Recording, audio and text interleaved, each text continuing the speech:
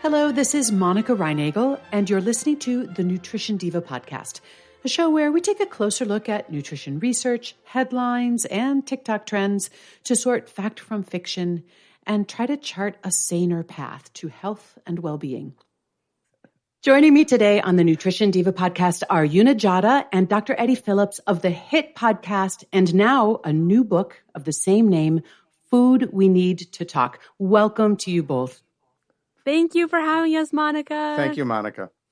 When I started listening to your podcast, I immediately recognized that anyone who enjoys my podcast was also going to love yours, and hopefully vice versa. I feel like our podcasts were sort of separated at birth. And now, although my podcast launched about 12 years before yours, so I'm the older sister here. Wow, that's like really ahead of the podcast game. We are celebrating our 15th anniversary this month, actually. That's amazing. It is. Nobody saw that coming. But now, and when did you're in your year 3, 4? Yeah, it's around year 3. I'd say we took a break because of COVID, but if we're technically counting from when we started, it is year 3. And now you have a new book out. So this seems like the perfect time to introduce you both to my listeners, to any of my listeners who may not already have discovered your show. I feel like a lot of them already have. So I'm so glad to have you here. And one of the things I think we have in common on our two podcasts is a real commitment to presenting evidence-based information, but also that awareness or even that humility about the limitations of what we actually know for sure, what we're still figuring out. And of course, the fact that even the best designed study isn't going to apply to everyone. It's really a tricky line to walk, isn't it? Yeah, I think that's so true. And even when we do have things that are pretty clear scientifically and they make sense, when you think about how studies are conducted and the artificial environment that they create, it actually makes so little sense that we take everything studies say as the 100% truth, because the reality is the world is so much more complicated than what you're doing in a study in a lab for an hour when you go in. Of course. Yeah, especially when we're talking about dietary pattern studies, and how we eat and why we eat in the real world, as opposed to a study where maybe all of our food is being provided for us. But yeah, even in less complex environments, it's difficult to translate those experimental conditions to the outside world. And right now, I feel like there's a lot of talk in the media about nutrition science being broken. There's this credibility crisis going on. There was an op-ed in the Washington Post or the New York Times earlier this week about that. And I feel like those of us who aren't necessarily doing the actual research, but are more in the role of translating or transmitting that information to the general public, bear part of the responsibility here. Where do you see yourself fitting into that ecosystem? So I'll step up first and just say that I don't think that nutrition science is broken. I think that the way that we've interpreted some of the studies, and I think we're immediately going to jump into the world of the tribalism that you find in the food and nutrition world, that as we sat down to write the book, we realized that there are folks that are coming to conclusions looking at different data. But even more alarming, they're looking at the same data and drawing very different conclusions. And that really doesn't fault the folks that have designed a study, either sort of an interventional study. And yes, as you said, it could be done in a lab, which is not hard to generalize. But there are magnificent studies following hundreds of thousands of people for decades. And they show us sort of some immutable facts like trans fat is not good for you. And that's why, through considerable effort, it was removed from the U.S. Food supply back, I think, around 2018. It finally went through. We know and we agree on so much more, but that doesn't make the news. And so I think there's a lot of fluff around the edges, whereas something like 90% of what we do know is confirmed does not change regularly. Fruits and vegetables are good for you. This week as well as last week. Yes. And I'm gonna go out on a limb here. Next week also. All right, we're gonna hold you to that, Eddie. Not according to the Liver King. I don't know, Monica, have you heard of the Liver King? He like doesn't eat any fruits and vegetables. He just eats like raw liver. Right. So, the carnivore diet, right? Yeah. Yeah, but I appreciate that observation that although there is a lot of bickering and arguing, and of course you can find data to support any pet position that you may want to take, I really appreciate that reflection, Eddie, that we agree on much more than we disagree about. Yeah, and I think on top of that, it really depends on who the information is being translated by. So like you mentioned, it's not just that we are reading the same information, but then when we're communicating it, the past that person has gone through has so much impact on the takeaway they get from that study. So I think about this all the time because when I was really struggling with being overly restrictive with food, I think it would have been so damaging to me to hear any sort of this food is bad for you, you shouldn't eat this, because I would take any of that information to an extreme. But then there's also people who maybe aren't paying attention to anything of they eat, and maybe they do need to hear that and they just don't know. And so depending on who you are in your past, like I was very careful about not saying things like this is really bad for you because of my history with an eating disorder. And then after I'd gotten away from it for a long time and I really didn't feel like it was impacting me so much, I felt less like I had to be so careful about talking about this. But I think everybody brings their own experiences and their own kind of bias towards whatever they're reading. And as an audience, I don't think we think about that a lot when we hear messages. Right. And we bring our bias to the way we communicate. And often we are not aware of our own biases. Like you've just given us, some awareness about the biases that you are bringing to it. And I think sometimes the most dangerous ones are the ones that we ourselves don't really realize we hold, right? Yes. And there is so much work still to be done to break down these false dichotomies between good foods and bad foods or healthy diets and everything else, right? But, there are valid concerns about things like environmental contamination, forever chemicals that were widely used before we fully understood their impacts on biology, microplastics, whatever. At the same time, I feel like that word toxic is really overused and poorly understood. I know that I hear so often from listeners who are very, very concerned, usually triggered by some news report or media report about toxins and other dangers that they've read about affecting what they eat. So here's a question for you each. Is the food supply on balance safer than people think or more dangerous than people think? What do you think? I'll jump in and say sort of an adage I heard years ago that calmed me down, which was like, don't pay attention to what you hear in the news because what they're reporting is the sort of unusual thing.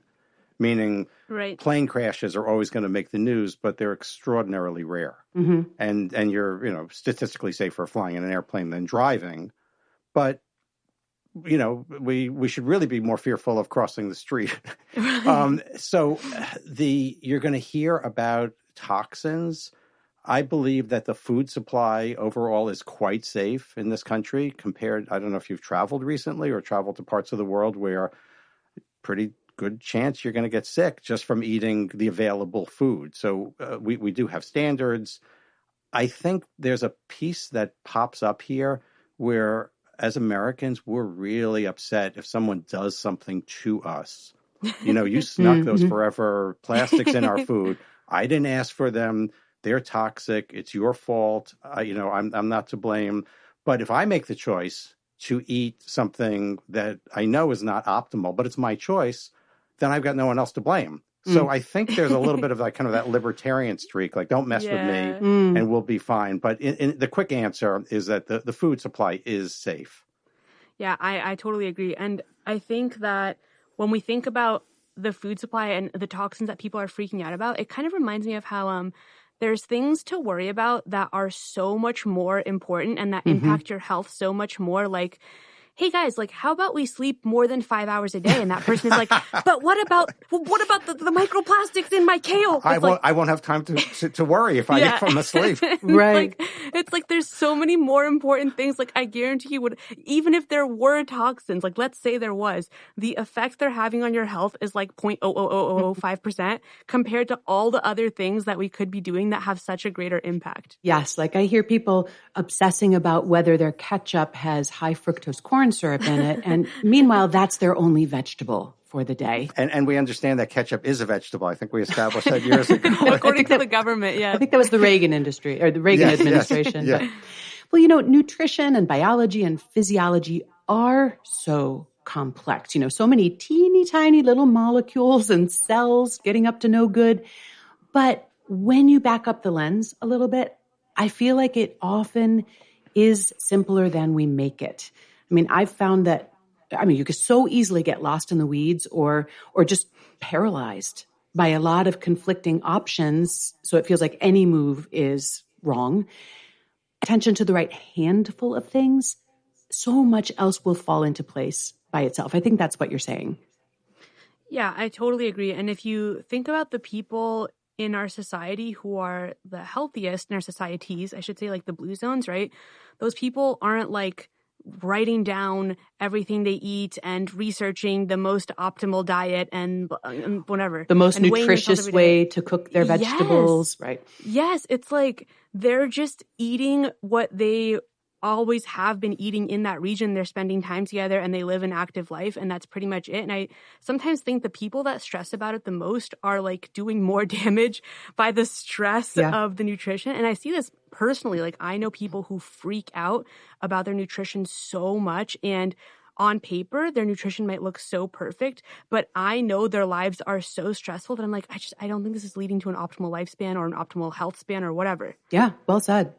And, this is the other thing that I really appreciate about your approach in the podcast and in the book is that acknowledgement and even the celebration of the fact that food serves a lot of really valuable and completely valid roles in our lives and in our culture beyond just being a source of nutrients and energy for our body. I mean, food is fuel, but it's so much more. And to pick up on that, just the fact that the three of us are of like mind, and hopefully the listeners are talking about food and not the nutrients, not, breaking down and stressing over how much oil and fat am I getting versus how much protein versus how much carbs and sort of micromanaging things. Mm-hmm. When you talk about food, people should, and this is for the millennia of human existence, it was what drew us together. And we're hyper-social beings. And to come to sit down and break bread, if you eat it, if you're still careful there, careful. Right, exactly. But the expression was breaking bread. You can break other things. That it was a sense of community. It was a place to share, because I think potluck dinners is not a new thing. Mm-hmm. I think it was sort of like, what did you catch today? What did you find in your journey? What seeds did you actually get? Some honey? What roots, what berries can you bring to the table? And everyone would share. And we so much need to be with each other. And what a shame if food is actually dividing us somehow now, because I can't eat with you because you want to go to a Whole Foods plant-based restaurant and I'm on a keto diet. Right. And it's just like, that's maddening. Well, and I think we've also gotten to the point where people have a mistrust of food that they enjoy. Like if I like it, if it's tasty, then it's probably not good for me. We've kind of convinced ourselves that in order to be healthy, we have to forego just the pleasure of food. Yeah, I think you're totally right. And I remember when I was being really careful about what I was eating, and we would have family gatherings. So my family's Albanian. So whenever we'd have Christmas or Easter, stuff like that, my mom would make baklava and burek. And there was years where I'd be like, no, I can't eat that. No, I can't eat that because I didn't measure it. And no, it's made with flour, whatever. And I just remember feeling so horrible, like sitting at the table watching everybody else have it besides me, and noticing that like nobody else was as stressed about it as I was. also nobody else was struggling with their weight as much as I was. And yet I was the one freaking out and being so restrictive. And I was, in retrospect, I think I was so much less healthy than everybody else, even though, quote unquote, I was being more healthy by saying no to these things. Well, Yuna, in the book and also in the podcast, you share quite a bit, as you are right now, about your own personal story. And listening to you, it's so striking how easily that pursuit of physical health can be so damaging to our mental and emotional health. Yeah, and I never considered that emotional and mental health were part of health. Like, to me, it was like, I have to look a certain way, I have to be a certain size, be a certain weight, and that to me was health. And health was not even, I think, a main part of the pursuit. It was like a weight was the main part of the pursuit. And in retrospect, when I think about how miserable I was, how I was always saying no to things with friends, and I wouldn't go to parties and I wouldn't drink. And when my friends would want to go, I'd be like, I don't know, if there's food there, I don't want to go, basically. I was like, what is the point of being whatever weight you want to be and being miserable and alone? Like, what exactly did you achieve with that? And I don't know, it took me so long to actually think about the fact that, like, okay, the weight is not actually what I'm searching for. Like, actually, what I'm really upset about is that I feel unhappy with myself. And for some reason, I had it in my head that the weight was the key to changing that. Sure. And I think similarly, when people are focused on weight, and they may have valid reasons, their weight may in fact be posing certain risks to their health, but that achieving a healthy weight is less about how you will look and more, at least I like to encourage people to think about less how I will look when I weigh this weight and more about what will I be able to do with this body when it is a little leaner, a little stronger, a little lighter. What will that make possible for me? And sometimes we're so focused on what size will I be wearing? What will I look like in the mirror? We forget about the actual payoff. There's, I think, an important point that you're making, Monica, which is you're gently pulling the camera back a little bit. So we have a broader view in realizing that even food is only one of the behaviors that allow us to be healthy. Right. Una has hinted at, we've got to get enough sleep and we have to manage our stress. And we could talk very happily and endlessly about exercise. And we've mentioned relationships, and it's all good and you're doing all these wonderful things, but if you're still smoking cigarettes or vaping, well, maybe there's some room for improvement there as well, let alone our spiritual goals. And we could go on. So I think it helps, and this is what I do with my patients, and we have a program nationally that we do through the Veterans Health Administration where we ask people to look at the totality of these behaviors, sort of rate themselves. Where are you now? Where would you like to be? And very often, even though there's a goal somewhere in the food realm, people are actually much happier to get started with, well, let me just drink a little more water and get to bed 15 minutes earlier and go for a walk after lunch. And they start to see changes and their confidence goes up. That's another thing we're hinting at, that people have lost their confidence when it comes to food. We may more easily find that confidence in some other less fraught activities. And then borrow on that as we turn our attention to other realms. Yes. Well, Eddie, you're known as one of the founders of lifestyle medicine, which is sort of what you're describing here. And the idea that the way we live, not just how we eat, all those choices that we make have perhaps more influence on our long-term health than anything else. And on the one hand, it's a very empowering and motivating message to think that so much is within my control. I can prevent, the number that's often thrown around is 80%. I can prevent 80% of the diseases that might limit or shorten my life simply by making healthy lifestyle choices. You mentioned, our libertarian streak here in the States. It's all up to me. I get to decide. So it is empowering and motivating, but I do see two potential problems with this message. And one is that we often lose sight of the fact that some people can do everything right and still end up dealing with serious medical issues, even end up with dealing with that issues that we label as lifestyle diseases. Although in their case, we can't point to anything about their lifestyle that wasn't ideal. Mm-hmm. And then, so now they're coping with a diagnosis, plus they might feel like they've failed or it's their fault, or they may be afraid that others will be thinking that about them, that they are now dealing with a disease because they didn't live well enough. How do we harness the power of that message without inadvertently blaming people who do end up sick? So let me start off on sort of the grandest scale possible. No matter how well we live, even if we're afforded the privilege to do everything and we actually take care of it, I'm going to predict with pretty good assurity that you're still going to die at some point. Right. And that's the end. It's a blessing or a curse of humanity that we're the only species that knows that our days will end.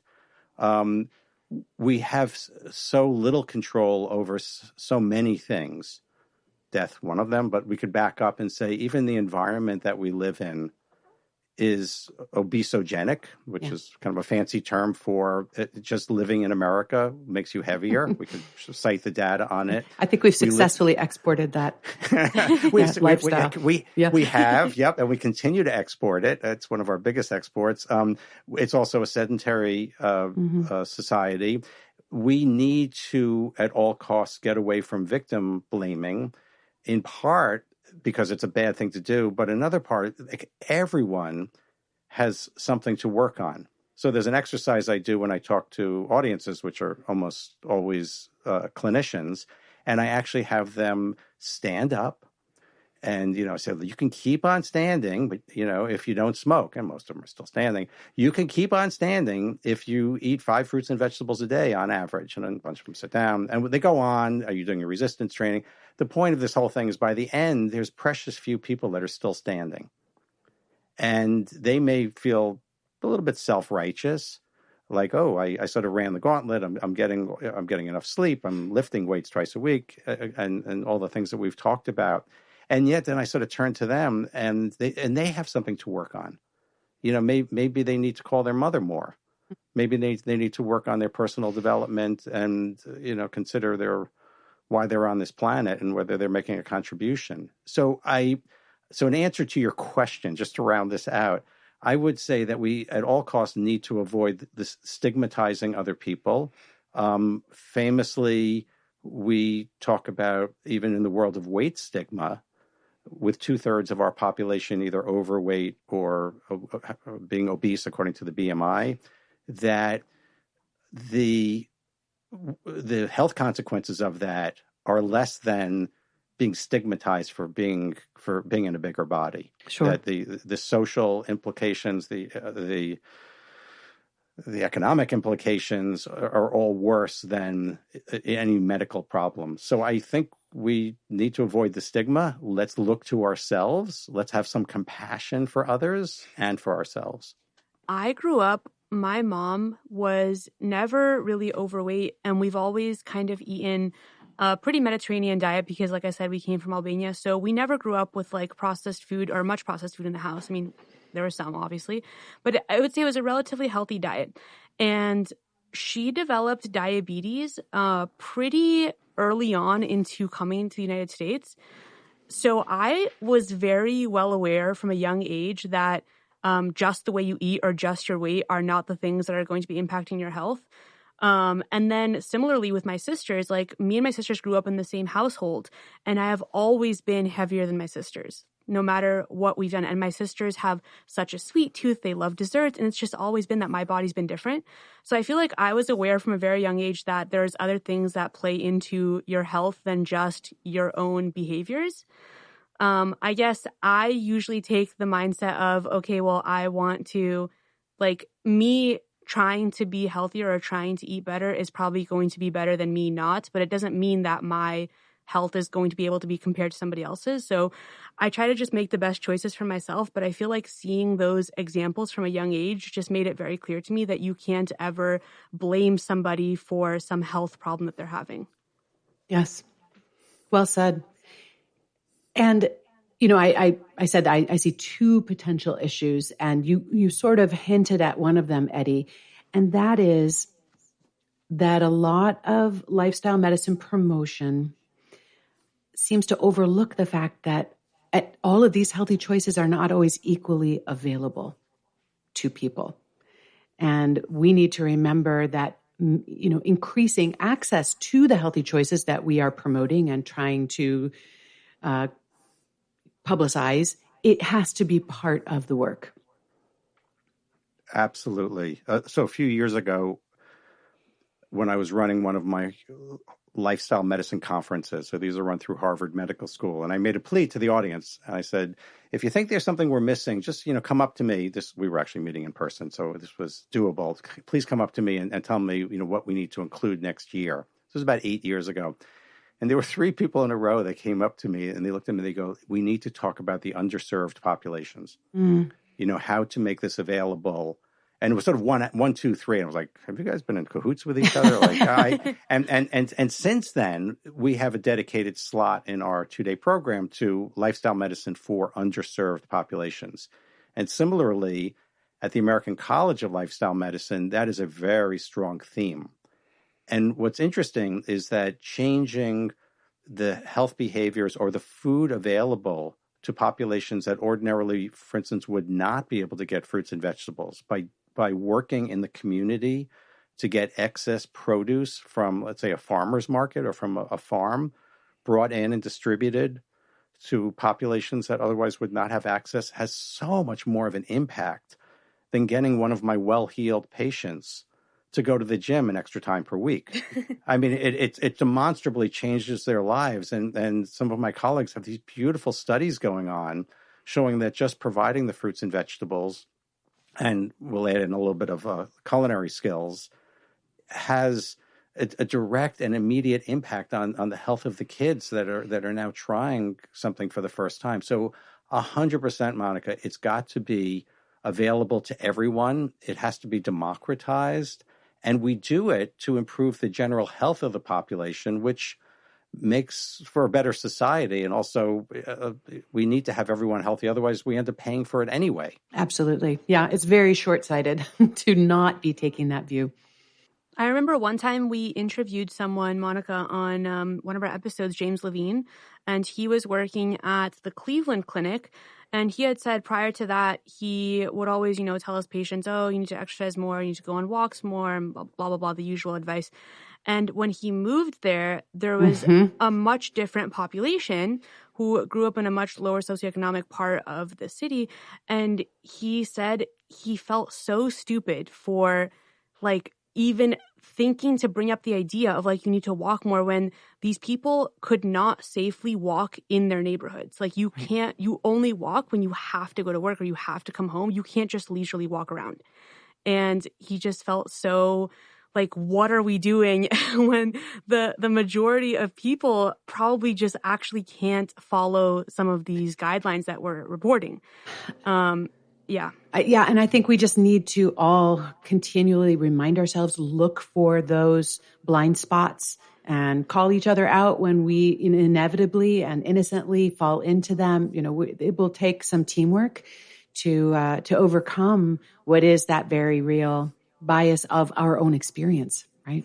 And not only that, but I think, yes, we always fall into talking to people who have maybe the most similar lifestyle to our own. I'm talking to people who I'm imagining a younger version of myself when I'm doing the podcast. But we also need to think about the fact that the types of people that seek out this information are also probably the people that need it the least, right? In the sense that I just think the people that really need to hear this just aren't really looking for it, and it's not in their purview. It's just not, I don't know, there has to be a better way to get the people who really need the information to be exposed to it, and not just the people who are seeking it out. Because in all likelihood, those people are already going to the gym and, buying fruits and vegetables and cooking. Or if they're not, they're at least feeling appropriately guilty about it. Well, exactly. Eddie, and you have a hit podcast. You have a new book that I predict is going to be sitting on top of some important lists very soon. As we wrap up, I want to know what's next for you, either as a team or maybe individually. So we are happily ensconced in this wonderful podcast realm, and we are inspired by your longevity. Congratulations on 15 years of Thank podcasting. you. Yeah, that's amazing. Did you coin the phrase? I mean, 15 years ago. She came up with podcasting. And that's keeping us pretty busy right now. I'm really looking forward to getting the reactions from individuals who will come to see the book, listen to the book, get it out of the library, borrow it from someone, just sort of, share the knowledge that we've collected. We are interested in hearing from people about more of what they need. In other words, like I think we have a population in our podcast listenership of folks that as they listen to us, as they listen to the Nutrition Diva, that, the more we hear what they need, the more we can provide them. So I'm leaving it a little bit open. It's just like when I walk in the room with a patient, the agenda is theirs. And I'd like to sort of offer myself up or our team up as kind of the vessel that will bring the knowledge, the skills, the confidence to live your healthiest life. Well, Eddie is very altruistic, in case you can't tell, Monica. Well, no, it's a good strategy, Eddie, because that's how we made it to 15 years was very quickly we started hearing from the listeners about what they needed to know next. And I went into this project thinking, I don't know, after a year or two, I'll probably have run out of things to talk about and needn't have worried. So how about you, Una? Okay, yeah. So I just want to also shout out that Eddie is like a real doctor that sees patients all day. I think it's insane that Eddie is able to squeeze this into his real job. It's just so cool. So yes, the podcast is continuing. I think we are continually getting better and better guests. I'm so excited because there's always people who I've looked up to in the industry for a long time that are coming on the podcast, and it makes me so happy. And then in terms of the other stuff, I am very excited to start posting on TikTok again. I love TikTok. It's my favorite thing that I do, and I've had to take a pause because of all the crazy book stuff and podcast stuff.